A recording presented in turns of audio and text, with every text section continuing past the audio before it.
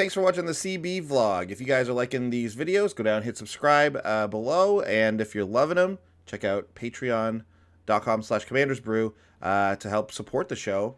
And yeah, we do a lot of stuff around here on YouTube. Click around, have a good time, relax. But let's get into this week's topic. Okay, this week we're going to talk about our formula for deck brewing, the Commander's Brew formula for deck building.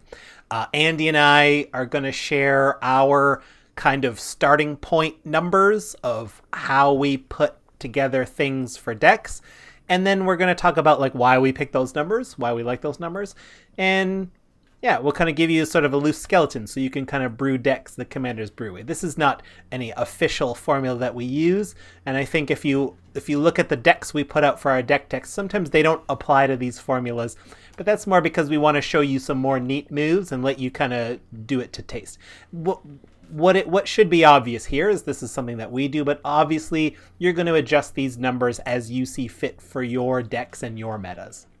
Yeah, this is more I would say, this is more a thing we do in real life. Yeah. Right? Like when we're brewing our own personal decks and when we're taking the decks that we've brewed and then tweaking them slightly. Because, yeah, that's the other thing. A lot of people always ask us, like, which of these decks have you brewed? Like, and it's like, oh, there's a couple, but none of them are exactly the same way we do on the show because, you know, in the show you want to highlight the synergy and things like that. So you tend to like, yeah. if you're brewing a deck for the show and we're trying to get it under $50, it's like, well, just don't worry about putting those two like draw spells in. Just put 2 lands in and that's fine. You know, yeah. It's like, it's okay. Those are like the real Commander's Brew shortcuts. Yeah. Good. So you mentioned lands, so let's start there. How many lands do we like to put in a deck? 38. 38's the number. Point, 38's the number for us. It seems like both of us are pretty into 38. I used to be a little more into going to 37, but lately I cut it off pretty hard at 38. I don't like to go below that. Yeah, and the reason is I like to play the games, right? I mean, simple. Sometimes Magic is a game of variance, and sometimes the lands won't play out the way you want them to. But I do run a fair amount of ramp, as we will come up to in a second. And the only thing that really sucks, like if I'm flooded out and I keep drawing ramps cards and land spells, that sucks. But I could draw a good spell and I'm back in the game. Yep. But if I'm not drawing lands and if I'm truly stuck on lands, that's miserable. That I don't feel like I'm playing Magic then. So like that's why I go 38 and I will never go below, because that's when I feel like the variance is on the side that I prefer. Yeah, I feel like you'll always prefer to be flooded rather than mana screwed in Commander specifically. That might be untrue for other formats, and I think it is. But specifically for ours, I think you always want the mana there available to you, right? Like, because of that odd time, you will just draw into a crazy answer or a crazy, something else that helps you out of there. Yeah, for sure. Great. And then, so another category that every deck wants is ramp. How many ramp spells do we generally go for? I'm like, you'll see here that I'm a student of the school of Josh Lee Kwai. I do. I think 10 ramp spells is a great number. Yeah. But I will say this. I do treat it as more of a target than a hard number.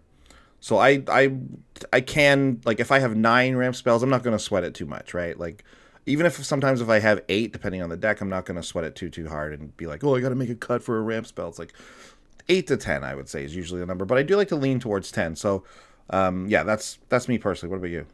I think that sounds good. I like to divide my 10 up into about 5 mana rocks and about 5 spells that do the same thing, right? I prefer those. And the reason I want 10, the reason I think that's a good number is because you really want your ramp early game. Mm-hmm. And out of 100 cards, you need the odds of getting them early. So that's why we put 10 in. That's like, 1 is fine if you can guarantee you have it in your opening hand, but that's not going to happen. That doesn't work. Yeah, I think it's also why it's important to get like a good curve on your ramp spells. We didn't write this in the notes, but like you want it obviously the lowest. That's why Soul Ring is so good. Obviously, you can play it on turn 1.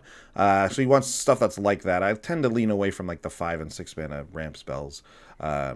Obviously, because it's just so I like to try and get like a 1, a 2, and a 3, and then like try and break it up between there. I think that's why I agree with the 5 rocks, 5 spells things, because the spells tend to cast a bit more, and the rocks tend to be like a pretty even swath of the CMCs. So yeah, I think it's a good rule of thumb there.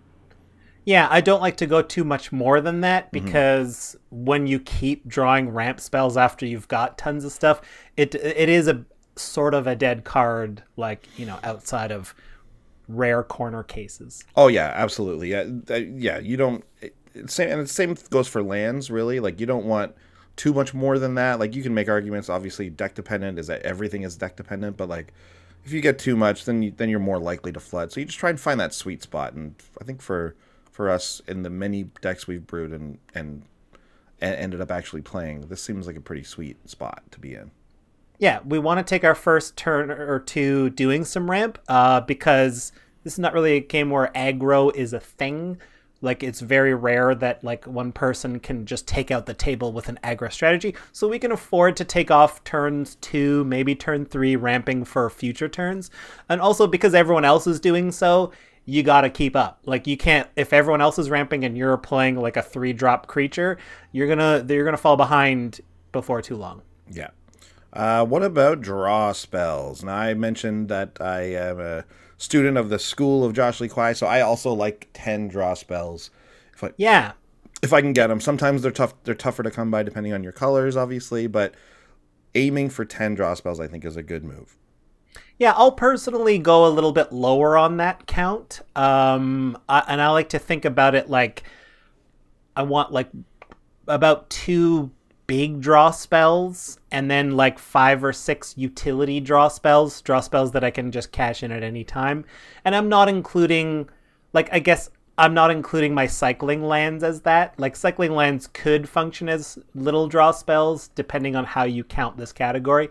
I'm not counting them here, but so maybe if you do, then I'm up to 10. I don't know. Yeah, the reason I like to have that many is because I do, like, much like ramp, I like to have one in my opening hand if I can get it. And specifically, I like to get a repeatable one as early as possible, just because you get the obviously you get the most value out of it that way, right? So something like we all know about the early heuristic study and how annoying that can be. And it's better the earlier it is, because people can't afford to pay that extra one and skip it. You mentioned when we were talking about this earlier, Sean, Mystic Remora is a really good one early on. There's a cumulative upkeep to it.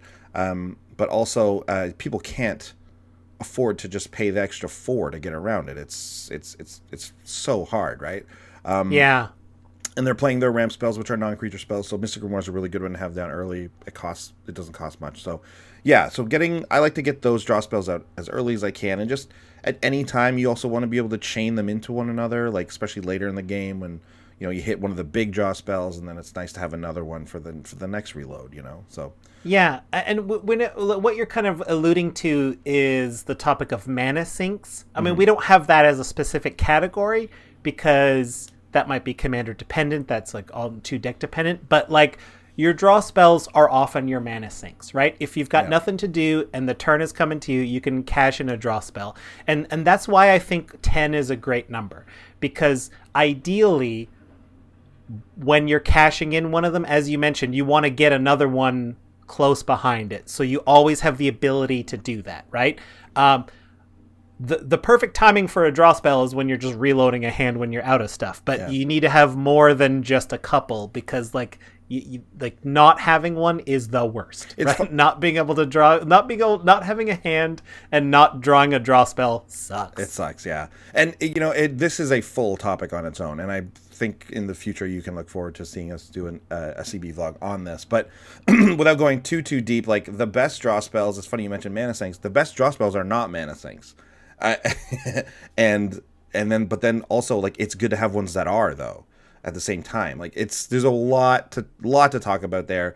Repeatable versus one-time draw, but at the in general, you're looking for 10 is great. If you're gonna go lower, I think you can go lower too. I think like between 6 and 8 isn't the worst, right?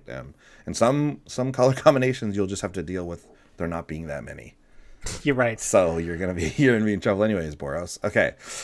So let's expand into some of like the broader removal section, and we've got this divided into wraths, artifact enchantment removal, and spot creature removal. So starting with wraths, we average around 3. I'm a little bit on the lower side, but 3 I think is a decent number. But why 3? Why is 3 our number? I mean, the reasons that the wraths are good are obvious. We're often behind. It gets us around hexproof and shroud creatures, so that's why we want to have wraths in any number of wraths. But why do we like this kind of low-ish number between the two of us? Whereas I think, in general, you'll find commander players saying that you should play anywhere between like 4, 5, 6, 10 wraths. I've even seen people say. I think that's outright a bad idea. I mean, I do. I think 3 is a great number because in general, you don't want a wrath every turn, right? No. And in fact, there will be games where you play through the whole game and you never want to wrath.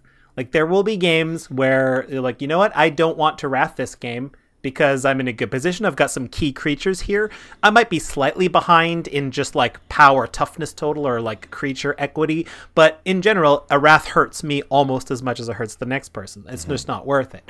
So for that reason, I don't want more dead cards. And also, like, I don't like playing games where there's a wrath every other turn. Yeah. Like I use my wrath 1 of 6. Next turn you use your wrath 1 of 6, and then it's like, okay, now it's my wrath 2 of 6, and it's just like, geez Louise, when are we gonna like actually play any, like, what's the point of a creature type if it's just gonna be wrathed every turn? And if you look back very recently here on the CB vlog, we did do an episode all about wrath versus spot removal, so we talked about a lot of this. But yeah, I'll just say in general, I like to run between 3 and 4, where Sean leans towards 2 or 3. But either way, we're both on the low end of the spectrum amongst commander players, I think. But that's because, like you said, it makes the games last forever if everyone has 10 wraths in their, you know what I mean? It's too much. I like seeing boards go off. I don't like losing, but I don't think you're like, but you can have other answers, you know what I mean? So creatures are great. Personally, I just think it makes the game last too long. It's fine, and if everyone's going and getting their Cyclonic Rift every other turn, it's like what a terrible time. How awful. That's where I like to fall on wraths, and like, you know, without spoiler alert, but like talking about recursion, like there's ways if you want to be able to get more wraths. Like I'll run a thing that gets a spell back from the graveyard. That way you can use it on a wrath if you really really need it, or you can use it on a draw spell, or you can use it on a counter spell, or something like that. So there's more flexibility when it comes to these other types of things, which we might talk about. Yeah, let's talk about artifact and enchantment removal. How many of those do you like? I think we both landed on around 4 was good for this. I like 4 cards for that. Most of these, I shouldn't say most, but like 1 or 2 of these will hit more than 1, right? Like there's a lot of these that can hit 2 artifacts, 2 enchantments, 1 or more, that kind of thing. That's great. And I like 4 as a number because, well, first of all, you have to have some, because these types of cards, artifacts and enchantments, can be some of the hardest to remove and the most powerful cards on the board permanent wise. Yeah, often, very often. Enchantments, difficult to get rid of because we don't run enough, or we don't run a high amount of enchantment removal. We all run some, but that's why they have the reputation of being difficult to get rid of. They're not actually difficult. Isn't that strange? They're not actually difficult to get rid of. There's tons of spells that say destroy them and exile them and everything. But there's a million of those. Yeah, right? There's tons of them. It's just that we don't run a high number of them because that is very narrow, right? That removal is only being able to use on certain things. But in Commander, there's going to generally be something you can hit. So I don't know. I don't think 4 sounds like it's on the high side amongst your average Commander player. I think we're probably in and around the average there. Although lately I have been leaning more towards 5 than 4. I don't know. Well, so maybe I can show you. Here's why I think I don't want to go above 4. Even if the threats get bigger, and there are lots of threats out there, because wraths is a different discussion because that clears everything. But when I'm talking about spot, artifact, or enchantment removal, I don't want to be spending my resources if I don't have to. right? I could easily put 10 artifact enchantment removal spells in my deck, and I'll probably find 10 targets through a game. But that means none of my opponents have to spend their cards removing troublesome enchantments, and I do not want to be in that position. And sometimes it'll be easier for me to learn how to politic that if I simply don't have an answer. Like I want there to be times, as weird as this sounds, where I'm like, I do not have an answer for that artifact. I got rid of the last one, so who here can get rid of this one? And then someone should step up and be like, okay, I'll get this one then. Yeah, and if they don't, then you're all in trouble. But you know what I think? It's funny. You made me think of this. Again, we did a CV vlog topic on this as well, artifact enchantment removal recently. Go back and check that one out. But something I don't think we mentioned in that episode is that, like, my favorite form of enchantment removal or whatever is not removal at all. It's kind of, you just reminded me of this. It's to play an enchantment or artifact or whatever that is just slightly not as threatening as that, because and it's not a form of removal at all. But what it does is it, like, now I've got one and he's got one, so I'm getting value. And when an enchantment removal does come up, they're gonna get his instead, because it's way better or way worse. And then mine's gonna be able to. Mine lived through one instance of removal. Like, it's almost like answering a question with another question. Like, you're not actually answering it. You're just putting your own little question out there, and then when an answer does finally come, it's not going to be you that gets answered. That is that I think that's in general how I tend to play Commander. You're talking about the 75% rule, basically, right? Like, just play stuff that's not the top thing. But what I would do is, even like, if, like, say you had a Mind's Dilation, and I don't know, it's hard to say because it's all dependent on board state, but I had something that was a bit less threatening, and I also had something that was more threatening. I'd hold back on the thing that's more threatening until someone removes your thing. Right. That's just good strategy. Anyways, that's more strategy than deck building, but, you know, just you got to think strategy while you're deck building also, right? That's of course. Be so spot creature removal. We're talking about pointed pinpoint removal, as they say. This was a lower number than I kind of expected also from both of us. We landed on 3 here. Yeah, I like 3, and for similar removals as artifact and for similar reasons as the artifact enchantment removal, you can't make your deck all removal spells. You have to have other cards in there. So and I think 3 is a decent amount because it's how we use it, right? If we're using our spot removal correctly, we're using it to set examples. We're using it to just be like, do you see what happened? You attacked me and I instant speed got rid of the threat. So, you know, it's a good way to, like, set up situations where hopefully we won't have to use them. I'm going to say to you, hey, Andy, I know you have this giant commander. If you swing at me, I will exile it. So just swing it at someone else. And if Andy does so, great. I have not used my 1 of 3 cards. But if Andy does come at me, then I'm like, okay, I'm a man of my word. Here you go, exiled. And so hopefully now that's out there. Now I shouldn't need to use as many because that's out there. Now I answer threats that come at me specifically. So now the table's less likely to come at me if I've done my job right.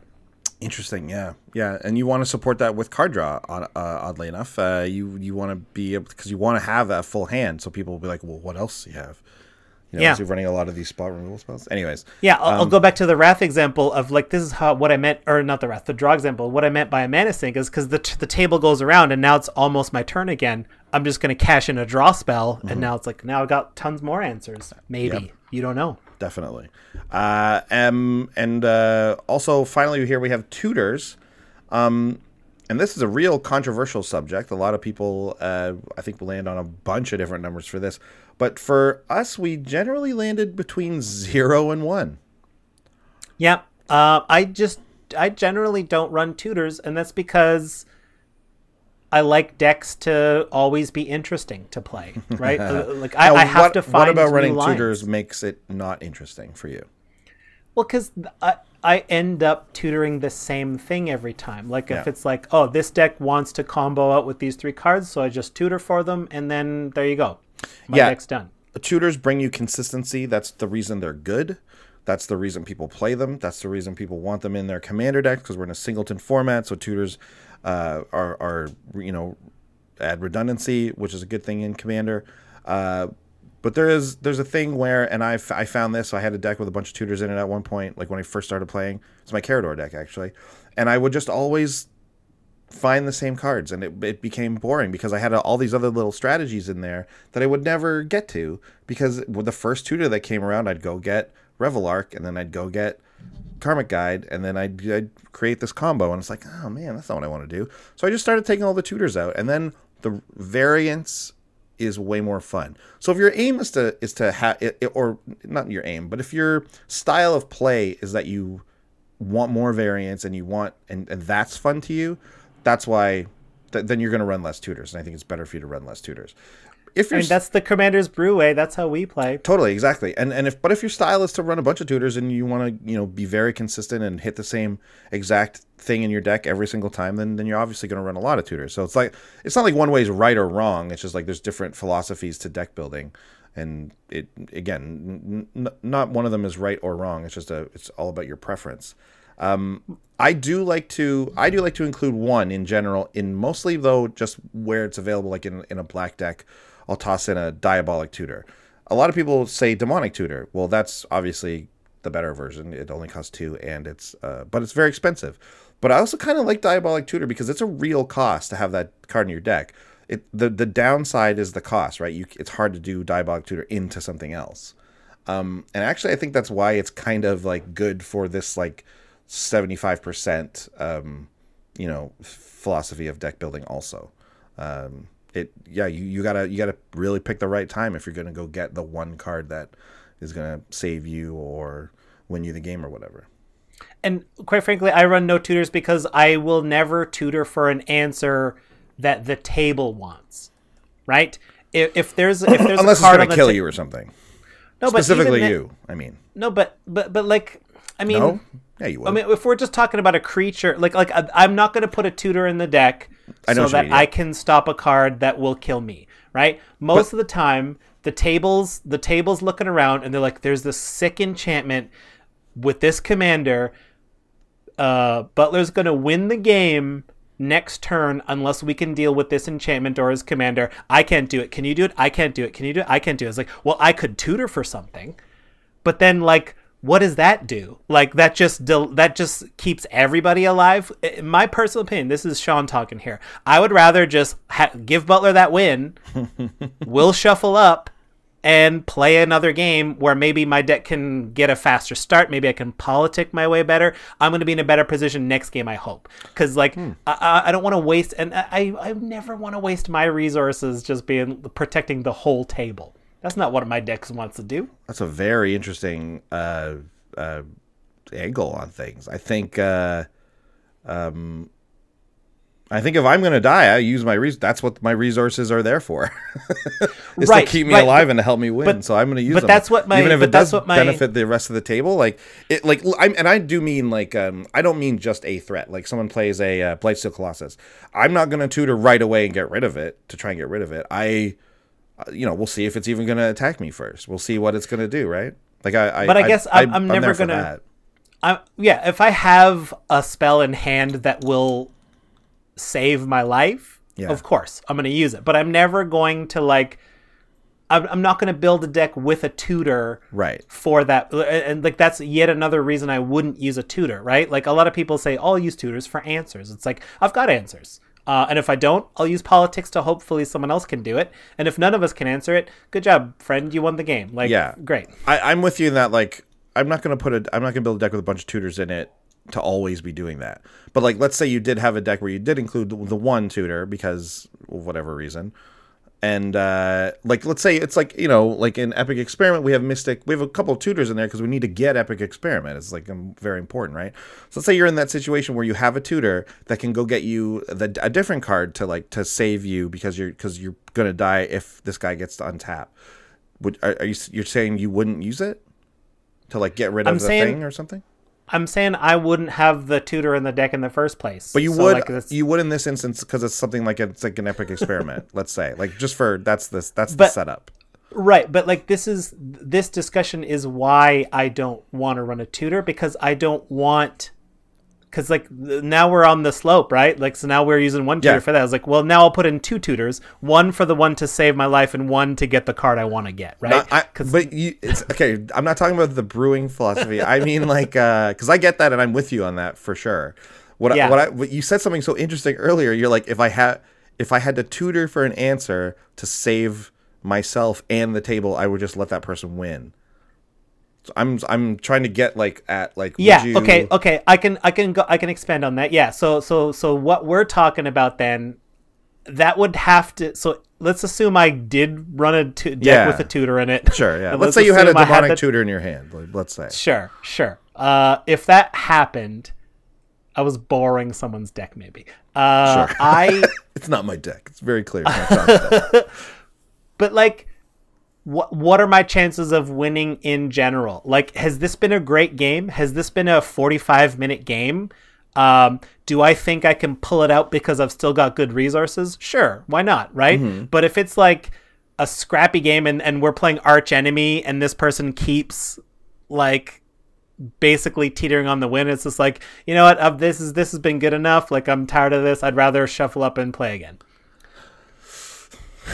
I personally, really, you wouldn't, like, if I was doing something where like I was just like where that was the case, it was a bit of an arch enemy game, you wouldn't be like, oh, I'm gonna use this and get him and then we're all gonna beat him. Like, you wouldn't think that, like, you wouldn't. But again, it's so like, has this game been over an hour? If it has, no way, I want this game over. Right? Like good, you got it. Like that's fine by me. Because look, what if I didn't have the tutor? You would win. Sure. Right? If and we're back to the philosophy of it. If I politicked correctly and kept my creature removal spell in hand, I didn't have to use it earlier, and now you're about to win and I can stop you, that's great. That's a good thing.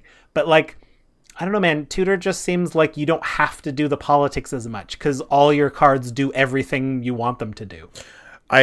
From a deck building standpoint, I 100% agree with you. I think tutors are almost a little bit lazy. There's a little bit of it just less variance to me is not lazy. Man, that's not the right term, but like just less variance is less fun to me personally. So I'm not into it. I think it breaks the spirit of the format. I can't even imagine not using all the resources you have at your disposal at a point in any game. Just being I'll tell you what. I can sum it up easy. Yeah. I'm playing to win. I'm not playing to not lose.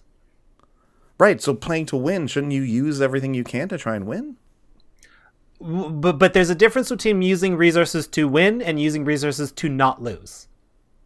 Right, but I mean, but one could be the other, right? Like what you could see it at the time as being like a we're in a dire situation here. It's not. This is me just not losing.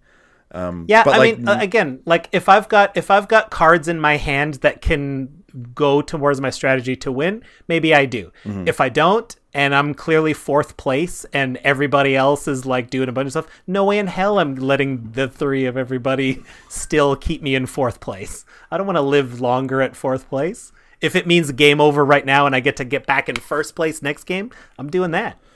I mean, you better hope that game doesn't go an extra hour after that. That's all I'm saying.